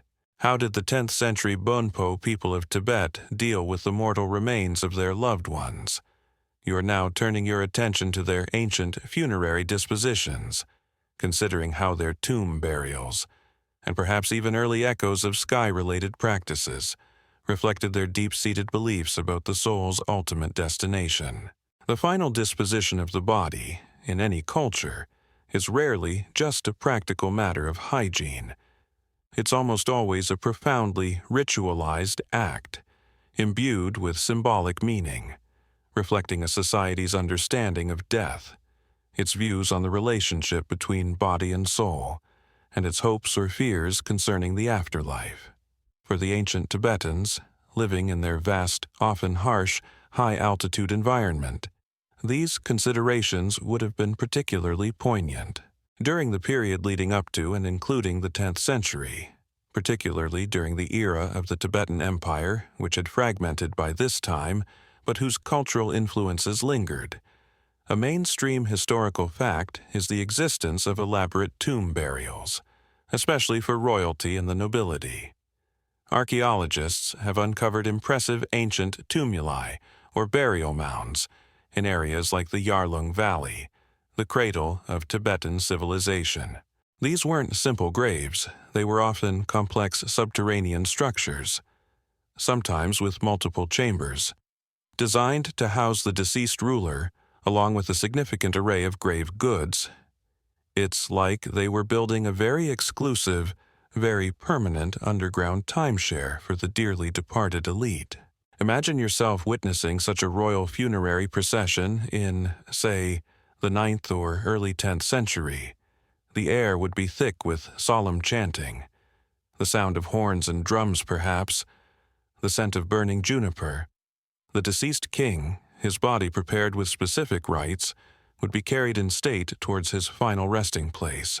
The tomb itself, a carefully constructed house of the dead, would be ready to receive him. And with him would go items deemed necessary or appropriate for his status and his journey into the next world, perhaps fine silks.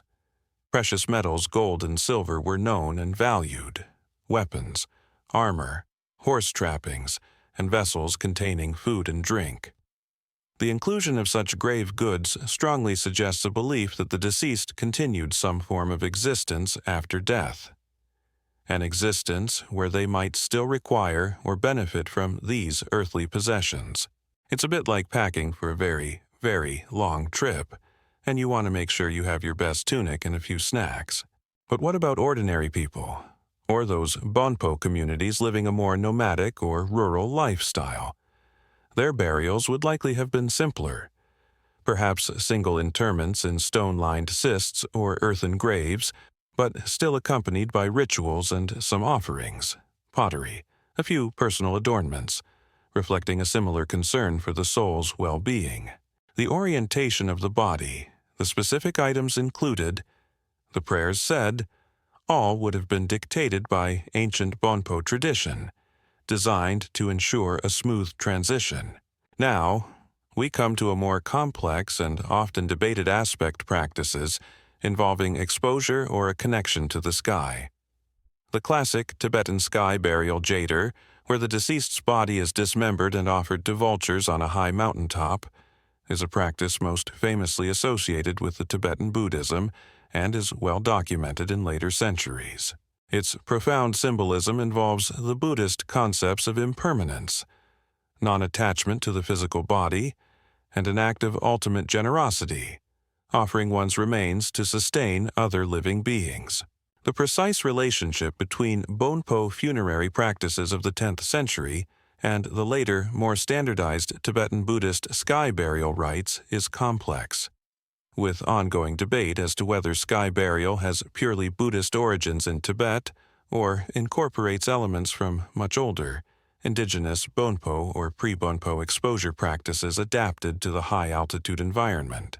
It's certainly plausible that in the vast, rocky, and often frozen terrain of Tibet, where digging graves could be incredibly difficult, especially in winter, forms of exposure of the dead were practiced long before the full development of Buddhist sky burial theology.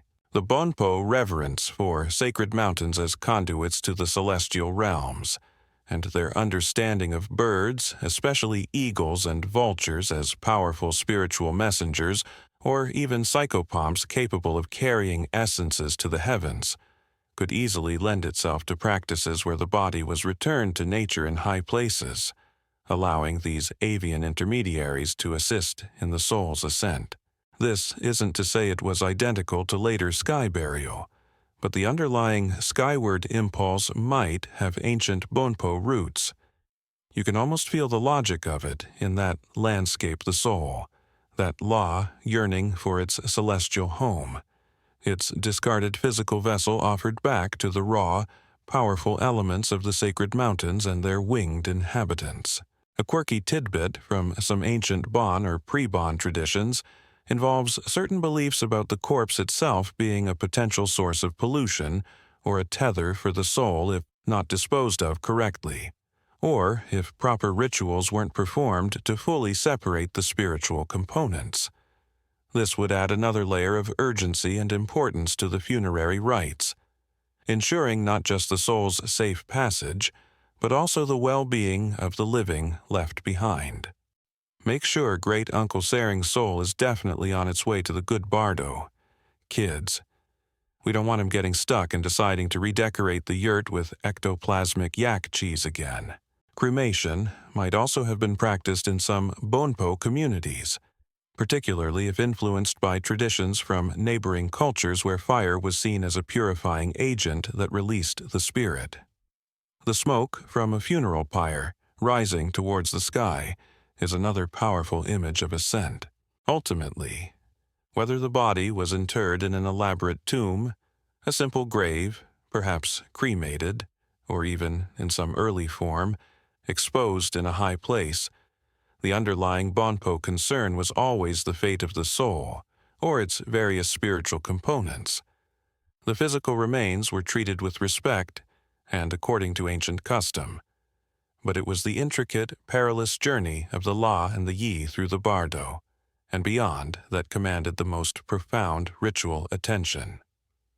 The tombs and sky, the earth and the heavens, all formed part of the sacred map for this ultimate flight.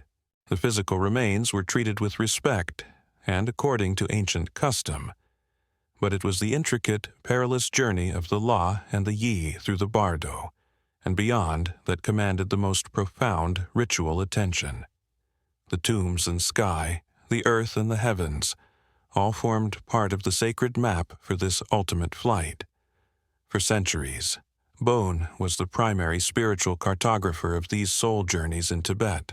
But as we move through the 10th century, the spiritual landscape itself begins to shift, to become more layered, more complex. The teachings of the Buddha, which had an earlier imperial-era introduction to Tibet, are now experiencing a significant revival and expansion, what historians call the second diffusion of Buddhism.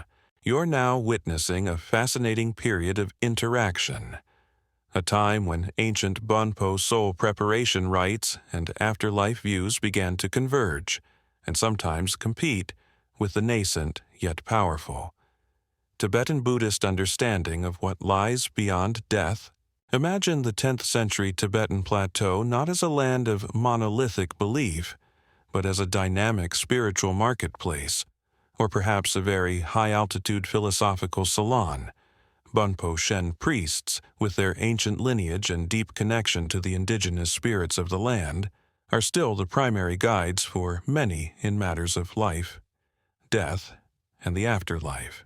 But now, Buddhist lamas and scholars, often returning from studies in India or inspired by newly translated scriptures, are also offering their own profound perspectives on karma, rebirth, liberation, and the intricate topography of the intermediate states, the bardos. It wasn't always a simple case of one religion aggressively supplanting another, especially in these early days at the popular level. Often, it was a more subtle process of encounter, exchange, and gradual intertwining. It's like two master chefs sharing a kitchen. They might have different core recipes, but they can't help but pick up a few spices or techniques from each other, resulting in some very interesting new fusion cuisine for the soul. The precise direction and extent of influence between Bon and early Tibetan Buddhism regarding specific eschatological beliefs and funerary rituals in the 10th century is a highly nuanced field, with scholars debating whether similarities represent Bonpo absorption of Buddhist ideas, Buddhist adaptation of indigenous Bon practices, or developments from a shared, older Tibeto-Himalayan spiritual substratum. But the areas of overlap and potential mutual influence are striking, particularly when it comes to preparing the soul for its post-mortem journey. Consider the concept of the bardo, that intermediate state between death and rebirth we explored, while the Bardo Thodol, or Tibetan Book of the Dead, is the most famous Buddhist guide to these realms. Bonpo traditions have their own ancient and elaborate teachings about the Sidpa Bardo of existence or becoming. Both traditions emphasize this as a perilous yet opportunity-filled period, where the soul encounters various lights, sounds, deities, and demons, and where its future destiny is largely determined by its past karma and its ability to navigate these experiences with wisdom and clarity. Did one tradition borrow the concept from the other, or did both develop these ideas independently from a shared shamanistic understanding of soul flight and other worldly journeys, later codifying them in more detail? It's a fascinating chicken or cosmic egg question. You might find Bonpo rituals for guiding the deceased incorporating elements that resonate with Buddhist ideas, or vice versa. For example, the emphasis on the dying person maintaining a calm, virtuous state of mind, the reading of specific texts to guide their consciousness, the importance of a 49-day period of ritual activity after death, a common time frame in both traditions for the soul's bardo journey. These show significant parallels. A mainstream historical fact is the remarkable syncretic capacity of Tibetan Buddhism.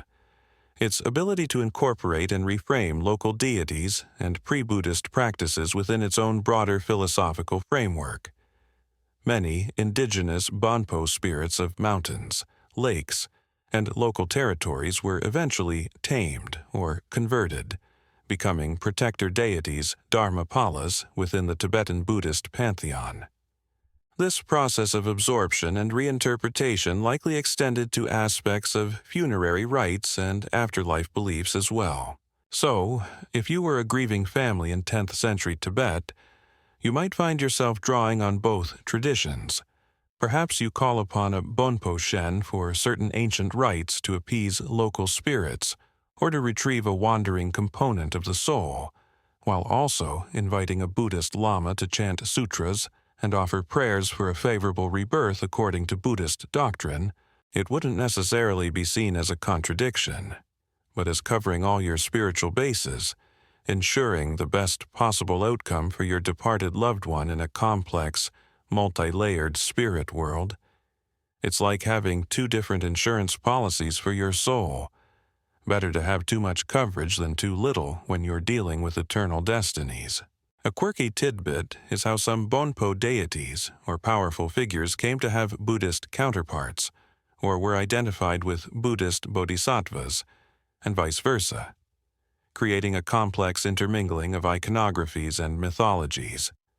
The great Bonpo founder Tonpa Shenrab Miwoshe, for instance, is sometimes presented in ways that parallel the life story of Shakyamuni Buddha, even while Bonpo tradition asserts his much earlier, non-Indian origin. This shows a dialogue, a mutual awareness, and sometimes a competitive co-opting of sacred narratives. The rituals themselves might begin to blend. The Bonpo emdos, or thread cross effigies, used for ransoming the soul or trapping negative spirits, are powerful ritual tools. Buddhist practices also involve the creation of tormas, ritual cakes, and other offerings to appease spirits or make karmic connections. The underlying principles of interacting with the spirit world through symbolic offerings and powerful ritual speech might find expression in both traditions. Even if the specific names of the deities or the exact formulas of the chants differed, imagine the sounds in a village from one dwelling. The deep, resonant drumming and chanting of a Bonpo Shen performing a soul-guiding rite, focused on navigating the ancestral spirit paths and appeasing the ancient lords of the land.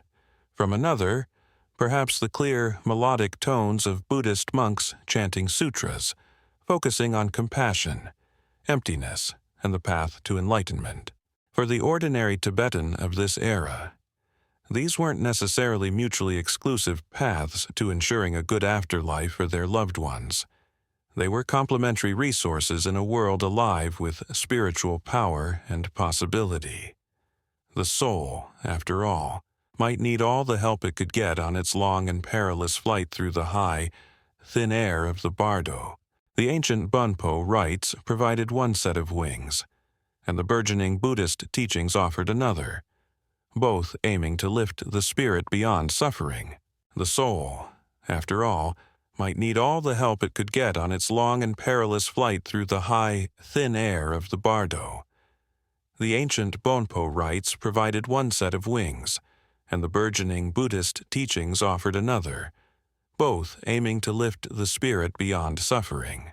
But how was this complex knowledge of soul components, afterlife realms, spirit hierarchies, and intricate ritual procedures preserved and transmitted with precision, especially by the Shen priests who bore such heavy responsibility, while Bön, in its deepest origins, was undoubtedly rooted in powerful oral traditions. As Tibetan society developed, the codification of this sacred lore into written texts became increasingly important. You're now peering over the shoulder of a 10th century Shen, or perhaps a later scholar preserving ancient wisdom, exploring the texts of transition, the sacred chants and funerary guides that provided the very script for ensuring the soul's safe passage. Imagine the scene: a dimly lit chamber in a remote Bonpo monastery, or perhaps even a dedicated scriptorium in a noble household that patronized Bonpo practitioners. A Shen or a learned scribe painstakingly copies onto parchment or wooden slips the sacred words, the diagrams, the ritual instructions that have been passed down, perhaps for centuries through oral recitation, or that have been rediscovered through mystical revelation. A mainstream historical fact is that while Buddhism is often associated with a vast textual tradition in Tibet, Bön also developed its own extensive canon of scriptures, covering cosmology, philosophy, ritual, medicine, and, crucially for us, detailed teachings on death and the afterlife. Many of these texts, according to Bonpo tradition, were hidden as treasures terma during periods of persecution or decline, and then rediscovered by treasure revealers, tertans, in later centuries, particularly from the 11th century onwards, so just beginning to blossom around and after our 10th century focus, but often claiming to preserve much older material. Dating the origins of specific Bonpo textual traditions and distinguishing the earliest layers of belief from later elaborations or Buddhist influences within these texts is a highly complex philological and historical endeavor, central to ongoing Bön studies. But what is clear is that these texts, whether committed to writing in the 10th century itself or drawing upon its oral wisdom for later codification, aimed to provide a comprehensive guide for both the living practitioners conducting the rites and for the consciousness of the deceased navigating the bardo. They were, in essence, the operating manuals for the soul's journey. Not exactly a light read for the transit lounge to your next life, more like advanced metaphysical navigation for dummies who are currently dead. What kind of information would these texts of transition contain? They would likely include detailed cosmologies, mapping out the various realms of existence, the heavens, the earth, the underworld, and the complex intermediate states of the bardo. They would describe the deities, spirits, and demons inhabiting these realms, their appearances, their powers, and the appropriate ways to interact with them or avoid them. As the case may be, there would be genealogies of enlightened beings, of past Shen masters, whose lineage and blessings could be invoked.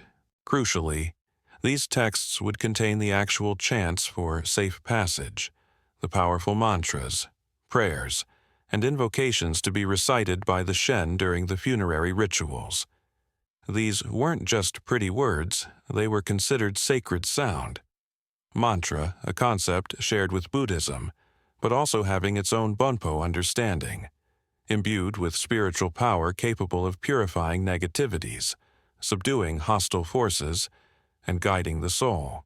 Imagine the deep, sonorous voice of the Shen chanting these ancient verses, perhaps for days on end, creating a continuous field of protective, guiding energy around the consciousness of the deceased. It's like having a spiritual GPS that not only tells you where to go but also repels any astral hijackers.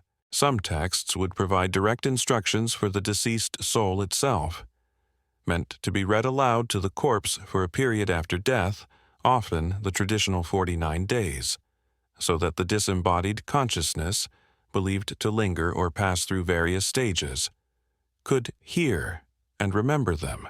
These passages would remind the soul of its true, luminous nature, warn it against the seductive or terrifying illusions of the bardo, instruct it on how to recognize benevolent guides, and tell it what specific passwords or declarations to make when confronted by guardians of different realms. It's a bit like having a very helpful, if slightly otherworldly, tour guide constantly whispering in your non-existent ear, "Don't go down that dark alleyway filled with angry-looking smoke monsters, sir. The path to a decent rebirth is to your left, past the slightly less angry smoke monsters." A quirky tidbit is that some Bonpo funerary texts contain incredibly vivid, almost psychedelic, descriptions of the visions and experiences the soul might encounter in the bardo, swirling colored lights, deafening sounds, encounters with grotesque animal-headed deities or serene, radiant beings. These descriptions weren't just meant to be fantastical. They were intended as a kind of spiritual field guide, helping the soul to identify these experiences as manifestations of its own mind or karmic imprints, rather than objective, external realities to be feared or clung to. Furthermore, these texts would detail the precise procedures for all the accompanying rituals, the construction of Mdo's effigies, the specific offerings to be made, the ransom rites for clearing karmic debts, the purification ceremonies for the living relatives to ensure their well-being and to cut any unhealthy attachments to the deceased. Every gesture, every ingredient, every woven thread in a Mdos could have a prescribed meaning and a specific ritual purpose, all laid out, at least in principle, within these sacred guides. The very act of copying, preserving, and studying these texts was considered a virtuous and powerful practice in itself. The Shen or monk who dedicated his life to mastering this sacred literature was seen as a vital repository of wisdom, a guardian of the path to liberation, not just for himself, but for the entire community.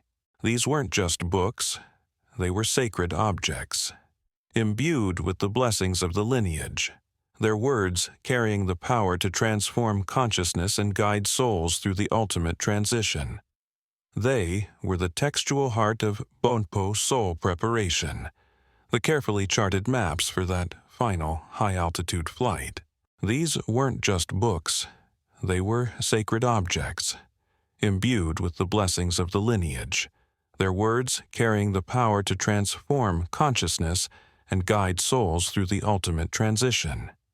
They were the textual heart of Bonpo soul preparation, the carefully charted maps for that final high-altitude flight, and as our own exploration of these ancient 10th century Tibetan Bönpo rites draws towards its conclusion, you are left gazing, as it were, towards those eternal snow peaks, contemplating the profound and enduring soul craft that this ancient tradition represents, a deep wisdom concerning life, death, and the soul's meticulously guided journey that continues to resonate across the centuries. What is it about this ancient Bonpo understanding that still holds a certain power, a certain fascination for us today, even as we sit comfortably in our modern world, so far removed from the windswept plateaus of medieval Tibet? Perhaps it's the sheer thoroughness, the incredible detail, with which they approach the mystery of what lies beyond life. This wasn't a vague hope for going to a better place. This was a complex, sophisticated system of spiritual psychology, cosmology, and ritual practice, all designed to actively engage with and navigate the process of dying, the intermediate states, and the possibilities of rebirth or liberation. It's like they weren't just preparing for a journey, they were training spiritual astronauts for an expedition into the furthest, most unknown reaches of consciousness itself. Right, Shen Tenzin. Have you packed your metaphysical oxygen tank and your demon-repellent mantras? Good. And try not to get distracted by any alluring, illusory heavens. We've got a schedule to keep. The Bonpo worldview, as we've glimpsed it, offered a holistic understanding of existence. The soul wasn't a simple, singular entity, but a multifaceted constellation of energies and consciousness. The vital law, the thinking yai, the emotional sem. Life itself was a delicate balance, and illness or misfortune often a sign that this inner spiritual equilibrium, particularly the state of one's law, had been disturbed. This led to a proactive approach to spiritual well-being, with rites like soul retrieval aimed at restoring wholeness not just at the end of life, but throughout it. And when death did approach, it wasn't met with passive resignation, but with active, focused ritual engagement. The emphasis on a good death, on preparing the mind of the dying person, on easing the soul's departure, speaks to a profound respect for this ultimate transition. The Bonpo didn't shy away from the realities of death. They faced it, studied it, mapped its potential pathways, and developed an intricate soul craft to navigate its challenges. A mainstream historical fact is that the Bön tradition, despite centuries of existing alongside and often in complex interaction with Tibetan Buddhism, has maintained its own distinct identity, lineage, and vast corpus of texts and practices, and it continues to be a living religion for many people in Tibet and in diaspora communities around the world today. Its survival is a testament to its deep roots and its enduring spiritual vitality. The ongoing dialogue between Bonpo practitioners and academic researchers continues to enrich our understanding of this ancient tradition, with each new textual study or archaeological find potentially shedding more light on the intricate soulcraft developed by the early inhabitants of the Tibetan plateau. What this soulcraft offers, even to a casual modern observer like yourself, is a powerful reminder of the universal human quest to understand our place in the cosmos, to make sense of suffering, and to find hope and meaning in the face of mortality. The Bonpo vision of the afterlife, with its perilous bardo journeys, its encounters with a myriad of spirits both terrifying and benign, its emphasis on the power of past karma and the crucial role of ritual guidance, might seem alien to some modern sensibilities. Yet, at its heart, it addresses fundamental human anxieties. What happens when we die? Can we influence our fate? Are we alone in that passage, or is there help available? The Bonpo answered these questions with a resounding, yes, we can influence our fate, and yes, help is available. Provided one had access to the correct knowledge and the proper rituals, often facilitated by a skilled Shen, it's a system that empowers both the dying individual through their lifelong practice and state of mind at death, and the surviving community through their performance of essential rites. A quirky tidbit is how some elements of Bonpo ritual, or imagery from its pantheon of deities and demons, have found their way into the broader Tibetan cultural imagination, sometimes appearing in folk art, local festivals, or even in dreams and visions, often syncretized with Buddhist elements but retaining a distinctly ancient, shamanic flavor. It shows the deep, often unconscious, persistence of these primordial spiritual forms. It's like finding an ancient, powerful app still running quietly in the background of a much newer operating system. Ultimately, what you take away from this glimpse into 10th century Bonpo soul preparation rites is a sense of profound respect for a tradition that took the inner life, the spiritual journey, with utmost seriousness. They lived in a world where the sacred was imminent, where spirits populated every mountain and valley, where the veil between life and death was thin and constantly traversed. Their rituals, their chants, their offerings, their intricate mdus constructions, all were part of a sophisticated technology of the sacred, designed to maintain harmony in this life and ensure safe passage into the next. The eternal snow peaks of Tibet, those silent, majestic witnesses to centuries of Bonpo practice, seem to echo this ancient wisdom that life and death are part of a vast, interconnected continuum, that the soul is precious and its journey matters profoundly, and that with courage, knowledge, and sacred skill, even the most perilous passages can be navigated. And now, as the crisp, thin air of the high Tibetan plateau begins to recede from your mind, as the resonant sound of the Shen's chant and the flicker of butter lamps fade into a gentle quiet, allow the profound peace of those ancient, starlit heights to settle within you, the soul's intricate journey through the bardo, its encounters with spirits and deities, its quest for a safe and auspicious passage. All these can now rest. You have been a respectful witness to a tradition of deep spiritual understanding, a testament to humanity's enduring quest to comprehend the mysteries of life and what lies beyond.